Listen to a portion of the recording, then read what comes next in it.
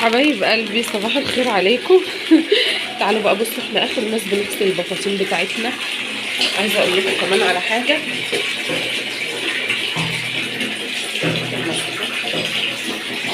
بس ده يا جماعه المسحوق ده ريحته جميله جدا جدا جدا، هو الليدر فظيع.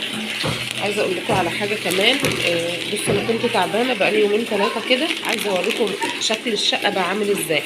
ننقع بس البطانيه، احنا اخر ناس بنغسل البطاطين بتاعتنا. بصوا الناس كلها غسلت بطاطينها من زمان الا احنا. عايزه اقول لكم بقى ان انا بحطها في الميه باريال كده. انا ما بحطش كلور عشان الكلور بيخلي الحاجه ريحتها تبهت، شكلها يبهت، لونها يبهت. ماشي، هحط كده واحط برده مسحوق تاني كده في النص عليها. بصوا شايفين؟ عشان بصراحه العيال مخليينها، ما اقولكوش بقى. احنا طبعا غسلنا بطانيه تانية والحف رمضان، بس كنا سايبين دي بصراحه الجو كان لسه. هغرقها كلها كده اهو بالمسحوق وانقعها بقى لبكره، يعني دي كده مش هتتغسل النهارده. احنا دلوقتي الصبح اهوت الظهر، لان انا النهارده عندي اجازه من الشغل.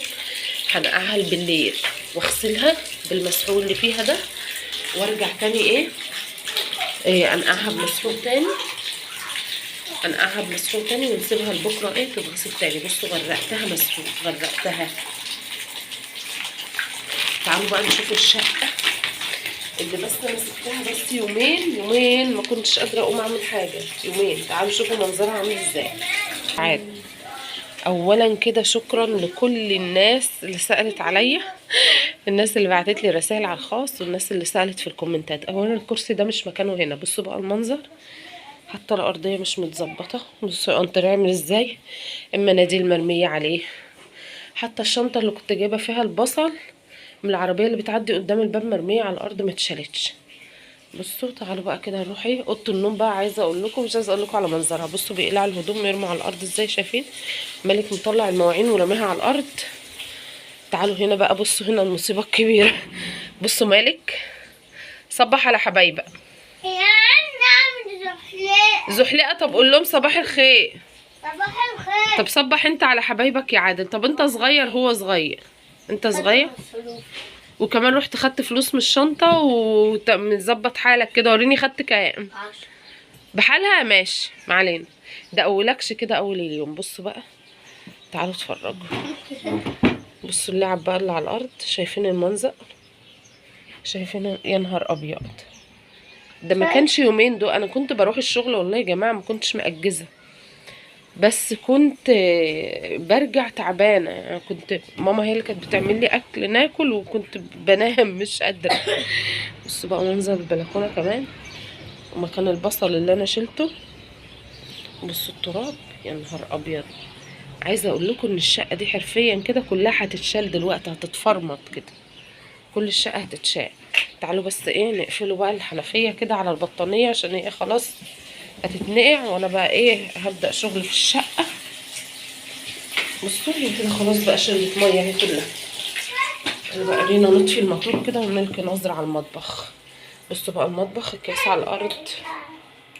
طبعا انا عمري ما سبت التوكه بتاعت مالك جايه هنا. ايه اللي جابها هنا؟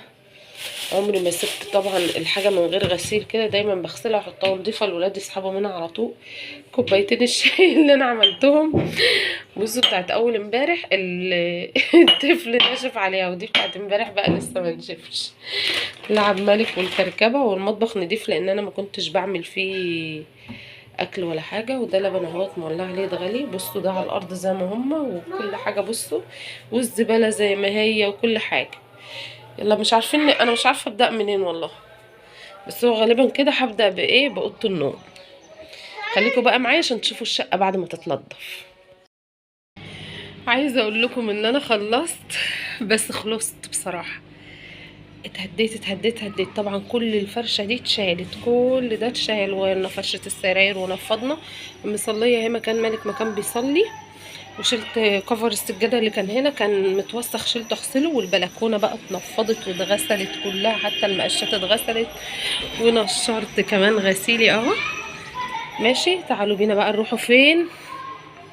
نروحوا فين؟ نروحوا على المطبخ نشوف احواله. طبعا البطانيه لسه زي ما هي بقى، بالليل تتغسل وايه ونسيبها منقوعه لبكره تاني. بصوا بقى مطبخي هنا مشغله الغساله على الفوط بتاعه المطبخ عشان ابقى نضفت كل حاجه من كل حاجه. بصوا بقى المطبخ بيلمع بيلمع، بيعيد لكم النور اهو، شايفين؟ مفيش اي حاجه، راح فل فل فل فل. هو اصلا ما كانش فيه مواعين ولا فيه حاجه، بس احنا ايه قلنا كده ايه، لمعته برضو ولمعت التوابل وما اعرفش ايه وفرشته طبعا، واوضه النوم عملتها هي كمان. كده يا حبايبي خلصنا الفيديو بتاعنا. ما تنسوش بقى تضغطوا لايك وتعملوا متابعه. الناس اللي متابعاني متابعتكم ليا على راسي من فوق، ما تحرمش منكم يا رب. الناس اللي مش متابعاني تضغط متابعه. معلش انا اتاخرت عليكم، كانت ظروف بس، والله كنت تعبانه حتى لسه باين على صوتي.